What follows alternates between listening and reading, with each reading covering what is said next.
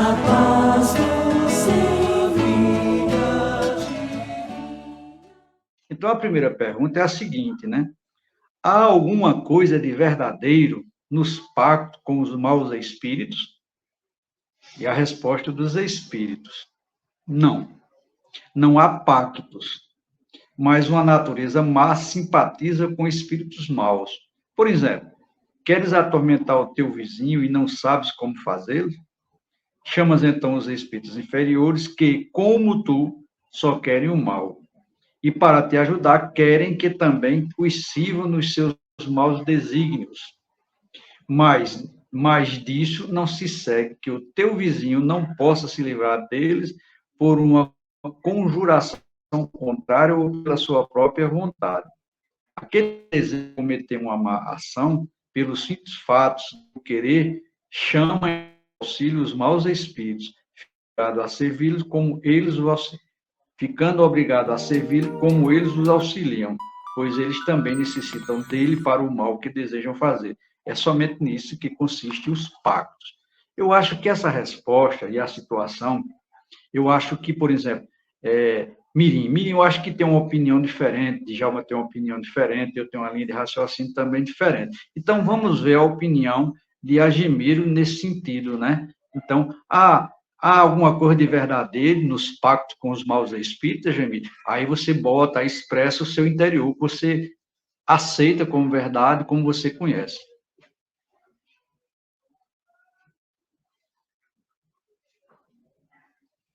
Tá sem som, Mirim.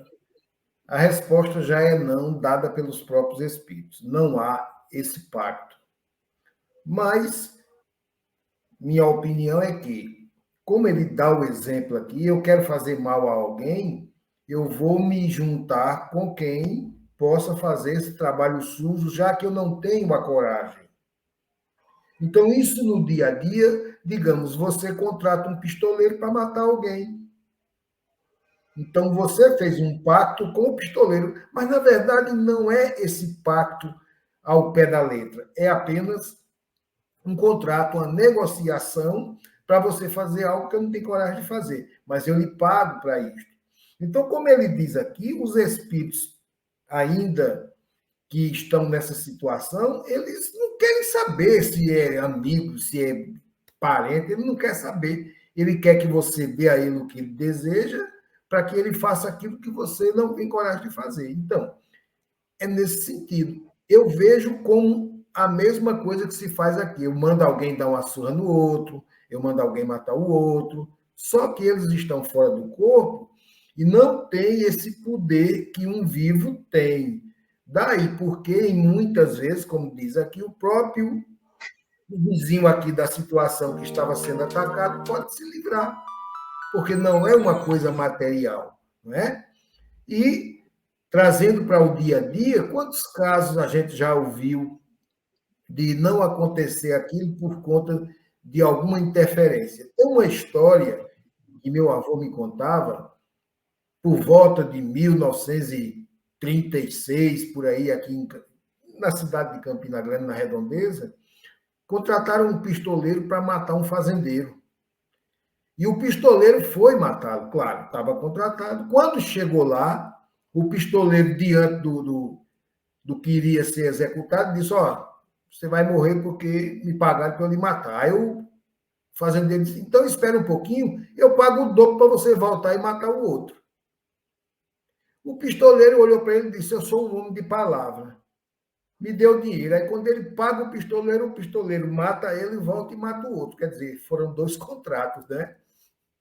Então, é mais ou menos assim. Os espíritos atuam como esses bandoleiros, porque eles não têm esse carinho, essa afeição, eles não têm esse sentimento ainda desenvolvido neles. E estão na erraticidade, para eles não faz diferença. E você, Djalma, como pensa sobre esse questionamento? É como a Gemílio falou na resposta aqui do mentor.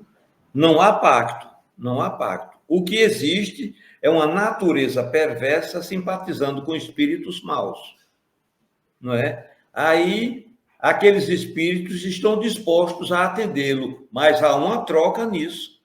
Não é só fazer, não. Há uma troca aí que foge ao nosso entendimento, como ele diz aqui, né? Os maus espíritos em sua ajuda. Está, então, obrigado a os servir como fazem para si. Eu vou atender você nesse pedido, mas você vai fazer isso para nós. É nisso que consiste o pacto. Ele termina aqui, né? Eu atendo, vou fazer o que você está pedindo, mas você, em contrapartida, vai fazer isso, e os espíritos chegam a dizer que se a gente soubesse em que consistem esses pactos, a gente jamais nem imaginaria tal coisa, porque o preço é muito alto, né? Então, O Agimiro e Djalma, eu acho que para a gente entender bem esse questionamento, seria interessante a gente entender primeiro o que é pacto, né, na realidade, na expressão. Porque, por exemplo, eu entendo como a Agimiro falou e como você entendeu. Então, se eu contrato aqui na vida carnal, se eu contrato uma pessoa para, vamos estar como exemplo foi colocado, para eliminar uma outra pessoa, eu estou fazendo um pacto com um criminoso. Entendeu? Eu penso assim também como vocês, né? Então, a gente teria que entender o que realmente significa esse pacto que ele quer se referir. Porque existe o pacto. Agora, existe uma coisa interessante nisso tudo, né? Na vida material aqui, eu contrato uma pessoa para fazer o mal a outra pessoa, a pessoa vai lá, fisicamente, tem o poder, como a gente fazer, de fazer, porque ele está ali com a arma. Se for o caso de eliminar a pessoa, ele está com a arma. E os espíritos? Como é que ele consegue o intento dele? Porque a gente está nas instituições espíritas, e eu já lidei com muitas situações, em que a pessoa está totalmente dominada e manipulada pelo espírito. Aí é onde entra, né, a lei das afinidades.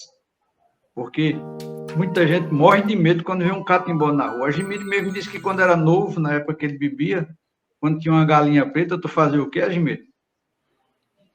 A galinha lá, o catimbó lá, como dizem, né? Tava lá a galinha assada com a cachaça, a gente pegava a cachaça, a galinha ia comer lá no bar, sentava e ia comer. Eu não sei se Djalma fez isso quando era jovem, fez também, não. não, nunca fiz isso, não. Você tinha medo de catimbó, não? Não, lá em casa a gente foi educado muito a confiar em Deus. Minha mãe, procedente da Igreja Católica, confiava muito na Virgem Maria, ensinava a gente orações de confiança no coração da Virgem Maria. Não tinha medo dessas coisas, não, porque você falou aí no começo que atendeu muitas pessoas porque estavam em sintonia. Eu queria perguntar, podia explicar melhor em que consistia essa sintonia? Pronto, vamos lá. Justamente que esse questionamento ele é muito polêmico, tem muita coisa para a gente entender, né? Então, vamos lá. Tem pessoas que se pela de medo, como esse nome é bem antigo, né, Djalma? Se pela de medo. Então, tem pessoas que se pela de medo de catimbó. E eu digo para eles, olha, não tenha medo, não, porque Deus é justo. E as coisas só acontecem com você quando você tem merecimento para passar por aquilo, ou, por outro lado, quando você se sintoniza e dá evasão para que aquilo entre em você. No princípio, eu dizia que a gente está em